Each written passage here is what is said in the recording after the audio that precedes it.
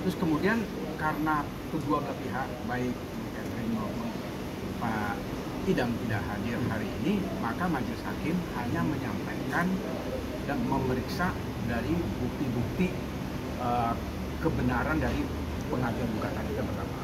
Terus kemudian pengecekan berkas dokumentasi daripada lawyer itu apakah sudah memenuhi syarat atau belum dalam hukum beracaranya. Poinnya itu. Nah, karena para pihak ini tidak hadir, maka majelis hakim menunda sidang ini 2 minggu kemudian. Kenapa 2 minggu? Karena tergugat keberadaannya ada di Sulawesi Selatan. Gitu. Jadi itu pengiriman itu cukup waktunya panjang dan jauh di luar Pulau Jawa. Itu persyaratannya tidak mungkin 1 minggu. Kalau dikhawatirkan 1 minggu nanti akan tidak sampai panggilan itu kepada tergugat. Itu aja poin. Bang, alasan mendasar Catherine untuk menggugat cerai Idam apa sih? Apa karena nggak kasih nafkah dan kenapa nggak hadir? Sabar. Nah, pertanyaan pertama, alasan mengajukan gugatan itu dikarenakan karena kehidupannya sendiri sudah terpisah.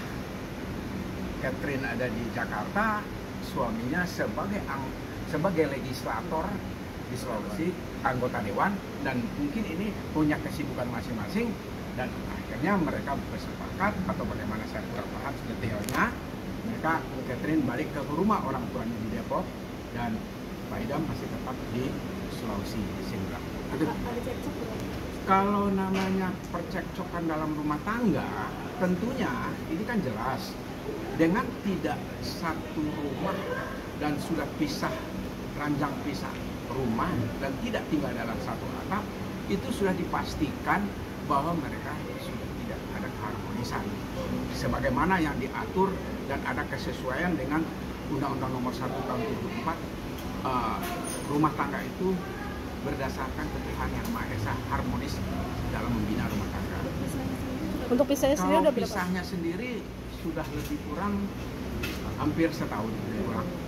Berarti dari awal pernikahan emang udah pisah ya? Kan udah. Tidak, kalau pernikahannya kan memang 1 tahun. Ini perkiraan yang disampaikan ke saya itu kurang lebih, atau itu memang pertama Catherine ini kan lebih banyak tinggal di Jakarta dibanding tinggal di Sulawesi sana. Gitu.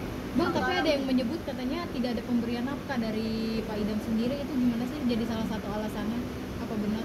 Ya, kalau kembali kepada seorang suami yang tidak memberikan nafkah kepada istrinya, karena ini masih keterikatan status suami istri, sebetulnya satu kewajiban dari suami memberikan nafkah kepada istrinya itu jelas diatur dalam ketentuan hukum perkawinan kan, dan undang-undang perkawinan. Ada kewajiban suami dan ada hak istri. Nah, ini kalau saya katakan apakah memberikan nafkah atau tidak, ini masih kerahasiaan dalam materi daripada substansi perkara. Nah, kalau saya bocorkan ini, artinya saya sebagai profesi sebagai lawyer terlalu membuka peristiwa hukum antara mereka berdua. Jadi saya katakan kalau pertanyaannya apakah memberikan nafkah, ya kalau memberikan nafkah itu mungkin tetap memberikan nafkah, mungkin nilainya sedikit berkurang. Itu informasi dari klien saya. Kalau dalam isi gugatannya selain cerai ada apa lagi, Bang? Dalam gugatan itu jujur saya katakan, saya juga tidak mau membentangkan secara keseluruhan. Ada etika profesi di sini kan. Sedangkan pengadilan agama ini tertutup untuk umum. Jadi kalau saya membeberkan isi peristiwa konstruksi hukum gugatannya itu ya mungkin agak mohon maaf ya, saya kayaknya belum masuk ke posisi itu. Mungkin bisa nanti ditanyakan kepada Ibu Catherine langsung nanti pada saat sidang kedua. Dia akan membeberkan mungkin ya. Bang, ini kan nggak ada permintaan atau seperti apa sih Bang? Karena kan anak juga nggak ada seperti apa. Jujur saya katakan, sebelum terjadi pengajuan gugatan ini ke Pengadilan Agama Kota Depok ini, saya sudah bertanya kepada klien saya, peristiwa hukumnya adalah satu, bahwa sudah tidak ada kesepakatan, dua, tidak ada anak, ketiga, dan juga tidak ada harta warisan ini selama masa perkawinan itu. Jadi tidak ada yang perlu dipertengkarkan. Jadi pure gugatan Ibu Catherine ini hanya sebatas mau bercerai secara baik-baik. Bang, ada pengajuan untuk nafkah Indah dan Muta yang fantastis sih Bang untuk setelah perceraian nanti? Mungkin bisa dijawab. Untuk masalah nafkah, saya rasa itu menjadi hak istri ya. Tidak yang disampaikan nanti dalam nafkah itu kan menjadi hak istri. Tapi untuk secara nominal, saya rasa saya tidak ada kewenangan untuk berbicara di depan halayak publik. Itu dari pribadi klien kami. Oh ya bang, kalau bagian ini nggak kenapa alasan Catherine Pak Catherine. Mbak Catherine hari ini tidak hadir karena ada kegiatan. Jadi ya dia sudah sampaikan ke kita bahwa tadinya emang rencananya akan hadir ke sini untuk menghadiri sidang pertama, namun ada kegiatan yang nggak bisa dibatalin. Jadi akhirnya ya udah. Nanti diharapkan di sidang kedua kan ada mediasi ini.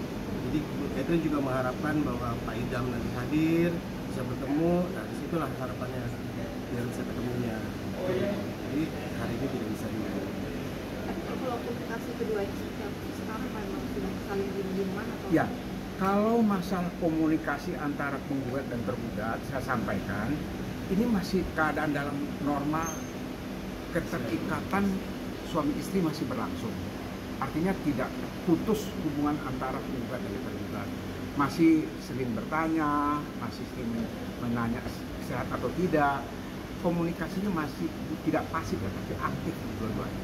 Artinya Saling memang bertanya. hanya menginginkan status apa ya kayak ya betul saya udah cerai atau udah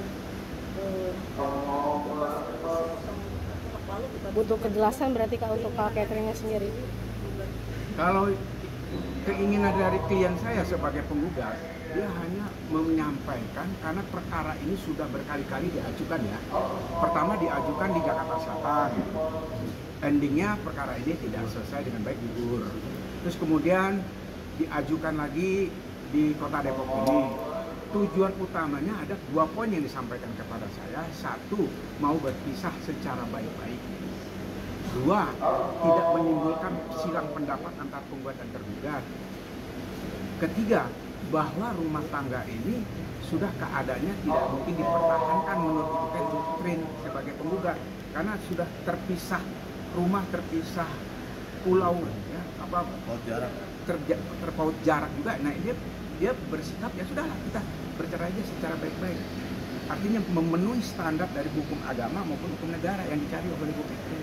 Bahkan salah satu alasannya karena mereka LDR jadinya mengabulkan cerai atau gimana? Ya, Bang awalnya kan mereka memang sepakat LDR kan. Kita kan pertama nikah juga sepakat kayak begitu dan mereka juga saling berbagi pindah dari Jakarta ke Sulawesi dan jajan gitu kayaknya harmonis. Tapi dari ini siapa yang lebih egois untuk kemudian Kalau untuk masalah tempat tinggal, saya rasa sudah kesepakatan bersama ya. Tapi kan ini karena ada pekerjaan masing-masing di wilayah masing-masing. Jadi kita di Depok ada pekerjaan di Depok atau di Jakarta. Jadi kita memilih tinggal di Depok. Dan Pak Idam ini kan ada pekerjaan dia baru bekerja di Sulawesi Selatan. Itu semuanya. Masuk gugatan ini kita masukkan awal Desember melalui kuasa hukumnya utama. Oke. Bang, sidang selanjutnya kapan tanggal berapa?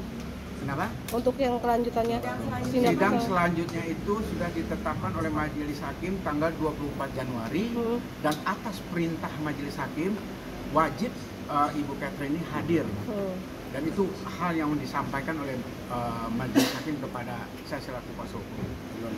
Dan juga untuk tergugat Pak Idam Masih itu akan dipanggil langsung oleh Pengadilan Agama Depok ke Sindrak Sulawesi Selatan. Bang, nama satu-satu bang. Boleh Bang, maaf untuk kuasa hukumnya namanya. Catat aja, catat. Abangnya boleh